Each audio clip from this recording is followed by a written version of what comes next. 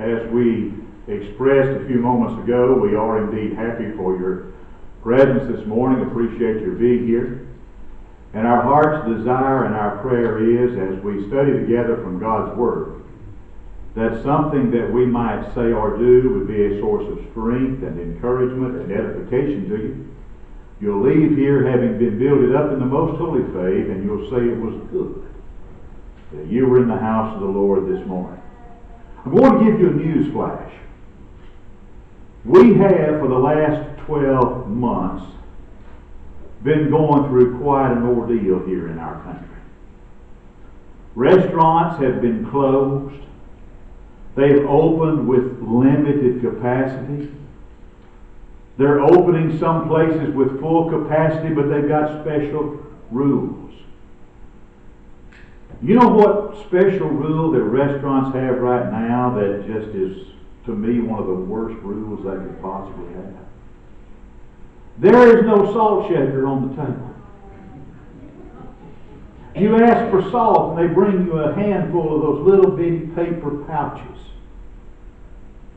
Do you have any idea how many of those little paper pouches you have to tear open to properly salt a cheeseburger, or an order of French fries, or a chicken fried steak, or a baked potato, or anything else that you're going to put salt on? There's no salt shakers. And it takes forever to open enough of those. Your food's cold by the time you open enough of those little paper packages to salt it with. Well, it takes me a while anyway. I use a lot of salt. Norma wishes I didn't use quite so much salt. My doctor wishes I didn't use quite so much salt. But as my sweet little grandmother used to say, if wishes were horses, beggars would ride. To be truthful, most people use too much salt. Almost any time you're at the table, if you're sitting around at home or at a family dinner, you're going to be sitting there and someone's going to say, would you please pass the salt? I don't know how many times we've all gathered around the table for Sunday dinner or a holiday meal. We bow our heads, we express our gratitude to God for His bounteous blessings and for the food that's before us. And Norma says, you probably need to taste the potatoes, they probably need salt. Or the green beans probably need salt. Or I forgot to salt something. I've even known people, I won't call any names, but I've known people that actually salted their food before they even tasted it. You have too, haven't you?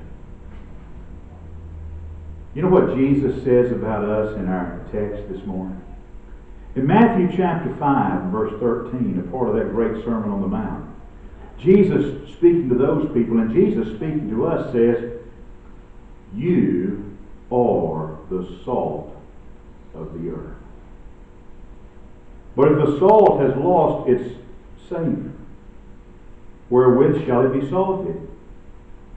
It is henceforth good for nothing but to be cast out and trodden under the foot of men. That's what I'm supposed to be. That's what you're supposed to be. The salt of the earth. Now, salt has a lot of different characteristics. It's white. It enhances flavor. It preserves things. That's the way years and years ago, they would preserve meat oftentimes by salting it to preserve it, to keep bacteria from growing in it. Salt is a positive quantity. It cannot be ignored. And if salt is absent from something, it is certain to be missed. Based upon the context of this passage in the Sermon on the Mount, it is quite probably salt's ability to enhance flavor that Jesus is referring to in this text. Because notice he says, if the salt has lost its flavor, it's good for nothing, Jesus says. Salt has the ability to give flavor and taste to something that is otherwise bland. That's why Job would mention it in Job chapter 6 and verse 6, is there any taste in the white of an egg? This salting concept, this concept that Jesus mentions that you and I are to be the salt of the earth, is talking about the kind of influence that you and I are to have in this world we live in. Because make no mistake about it, understand it. People are watching us. People are watching our every move. People are watching us when we don't even know they're watching us. It's like the story I read one time about a preacher that was out in his backyard building a wooden trellis. It seems that his wife wanted some climbing roses. So he was building a wooden trellis for those roses to climb on and grow over and to make a beautiful bouquet, living bouquet in that backyard. And he's got his saw and his hammer and the nails, and as he's pounding away at the nails, he noticed a little boy about 6 or 7 years old that lived next door just standing there watching him. Just watching him. Not bothering him, not saying anything. The little boy just standing there watching him. Not saying a word, just quietly. And the preacher kept on working, thinking the lad would eventually leave, but he didn't. Kind of made the preacher a little proud. He's pleased at the thought that his work is being admired, especially by this little boy. He looks at the little boy and said, "Son, are you trying to pick up some pointers on carpentry and gardening?" And the little boy says, "No, sir. I'm just waiting to hear what a preacher says when he hits his thumb with a hammer."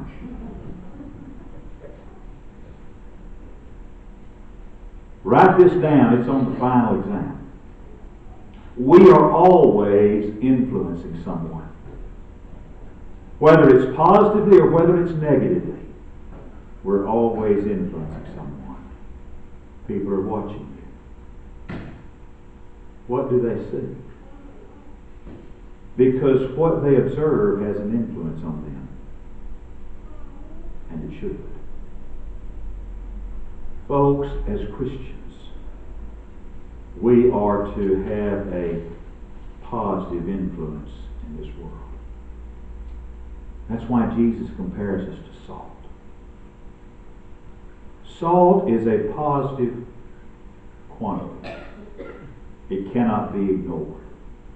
If it's present, you must recognize it. If it's absent, it's certain that it's going to be missed. Salt is the antithesis of anything that's negative or neutral. Salt is the sworn antagonist of the insipid. Sometimes the presence of salt is exceedingly welcome, and at other times it is keenly resented. But it must always be recognized. Remember the old days when we would make ice cream out on the back porch, the old hand crank ice cream freezer? And when it got to the point that the strongest person in the family couldn't make one more turn with that freezer, the ice cream was declared frozen. And then what did you do? You took the mechanism off the top. I'm talking about the old hand crank style now. You took the mechanism off the top. You carefully pulled the dasher out and scraped it down into the cylinder. You put the top back on. You put the cork in the top. And you packed it in the ice. And you were always cautioned, now be careful, don't let that salt water get into that ice cream. Did you ever get a hold of some homemade ice cream where somebody messed up? Didn't get the cork in there just right, didn't get the lid back on, and you had salt water that got into the ice cream? It just wasn't the same. But that salt was there, and you had to recognize it. Salt is something, when it's there, you know it's there. And Jesus says that as Christians, we are in a measure like that. We're not to be merely moral minus signs. We are not to be harmless non-entities as Christians. We are not to be uninteresting creatures who are faithfully faultless, icily regular, and splendidly dull. That is not us. We are to be positive, pungent, strengthful folks. You may like them or dislike them. You may love them or you may hate them. You may fight with them or fight against them. But you cannot ignore them. When you think about it, Jesus was like that, wasn't he?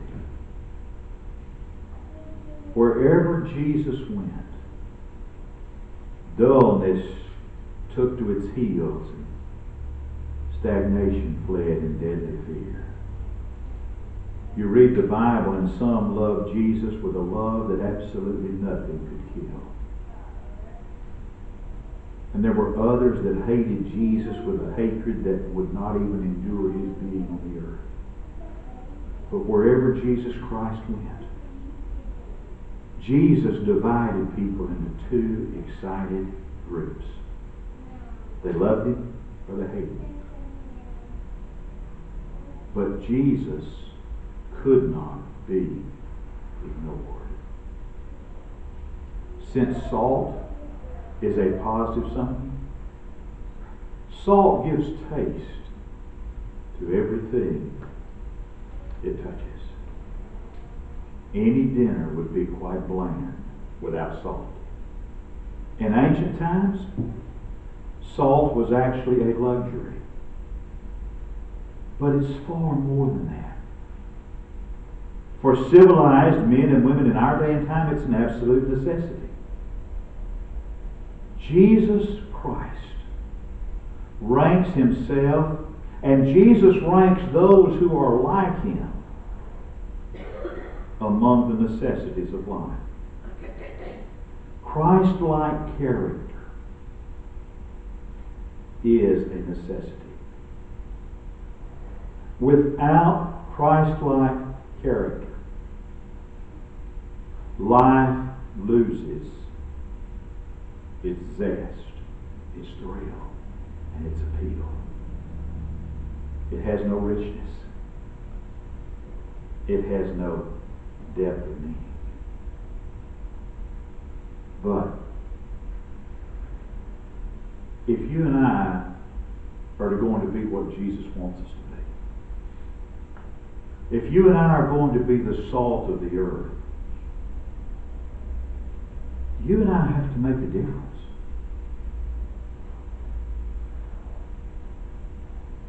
Did you realize that just a couple of weeks ago we went through a terrific winter storm here in Shelby County? Folks were without power. Folks were without water. Do you realize that without power and without water, it's just next to impossible to make coffee? You talk about some of the great tragedies of life. I actually went outside. It was about 15 degrees. I went outside. I took the cover off of my gas grill, put a pot of water on there, and boiled water outside so I could pour it over some coffee grounds and make coffee. Do you realize how long it takes to boil water on a propane grill when the weather outside is 15 degrees? It takes a long time. But if I don't get my coffee, I have a severe case of inflammation of the disposition. But that's not really the point of all this. People were cold. Houses got cold. People were struggling. And one of the things that was outstanding during this weather crisis that we endured was the humanity that you could see. The neighborly spirit that was evident. Neighbors helping neighbors, friends helping friends, Strangers helping strangers. People were checking on each other. People were making sure that others had what they needed, and were making sure that if they didn't have what they needed, is there some way I can provide and help with your needs? I even had a local businessman send me a text one morning. A man's not a member of this congregation. He's not a member of any congregation. But here's what the man said to me in the text. He says, "Hey, preacher, if an emergency arises and you have to get somewhere in town, the four-wheel drive worked great this morning. Don't hesitate to call me. I'll take you anywhere you need to go. But don't you attempt to go anywhere with two-wheel drive. Be safe." He's not a member of this congregation. He's just someone I know. Someone I do business with. He's never been in my home. I've never been in his home. But he was concerned about my safety. That's what I mean about how that during that storm, people were concerned about other people. But then the storm's over, and we just go back to our daily routine. Nobody's checking on anybody. Nobody's concerned about anybody. We're all living in our own little world. Showing our concern for other people, folks. That's one of the ways we can be the salt of the earth. One of the parables Jesus tells deals with this in a very powerful way. In fact, the story recorded in Luke chapter 10 that we call the story of the Good Samaritan is, along with the story of the prodigal son, one of the best known of Jesus' parables. Seems this lawyer came to Jesus wanting to trap him. It was one of those setups that the enemies of Jesus were famous for. The lawyer said to Jesus, he said, "What should I do? What must I do to inherit eternal life?" Jesus said, "Well, you need to look in the law of Moses." Jesus asked this lawyer, he said, "How do you read it there?" The man says, "Well, it says you love the Lord your God with all your heart, with all your soul, with all your strength, and with all your mind, and you love your neighbor as yourself." And Jesus said, "Well, that's exactly right. That's the way you do it. If you do that, you're going to live." So the lawyer is not satisfied with that. He wants to trap Jesus. He said, "Well, so who then is my neighbor?" And instead of just answering directly, Jesus answered him by telling him the story. He says, "I'm going to tell you a story about a man that was traveling from Jerusalem down to Jericho." Now that road from Jerusalem to Jericho was only around 20 miles, give or take a little bit. But it was a very narrow road. It was hilly. It was rocky. There were caves along the way. It was a road that was notorious for being infested with robbers and thieves and lowlifes and thugs. And it was a dangerous road. And there were no lights, there were no cell phones, there was no DPS, there was no 911 to call. You were on your own. And so this man's traveling down that road from Jerusalem to Jericho, and he fell among thieves and robbers. They stripped him of his clothes, they beat him, and they left him half dead beside the road. This man's been beaten. He's in bad shape.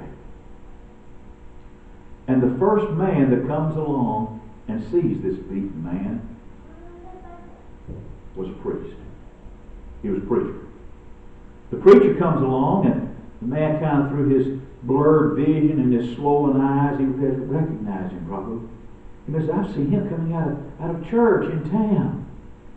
Thank goodness, here he comes. I'll be all right now." The preacher saw this man was beaten and robbed, so he just walked and passed him by on the other side of the road. And the next person to come along was a Levite. And he sees the man's beaten and he says, "I don't want to get involved," so he passes by on the other side. So what you see is, in this story Jesus tells, the good church people of that day didn't bother to help this man. Then along comes a Samaritan, an outcast, a member of a mongrel race, a despised person. And Jesus says he had compassion on him. And he gave him wine to drink, and he anointed his wounds with oil. That was first aid in the first century, folks. Then he put him on his own donkey, and he took him to the inn. And he gave the innkeeper some money, and he said, take care of him. If this isn't enough, when I come back, I'll pay you more. Then Jesus looked at that lawyer and said, who was a neighbor to the man?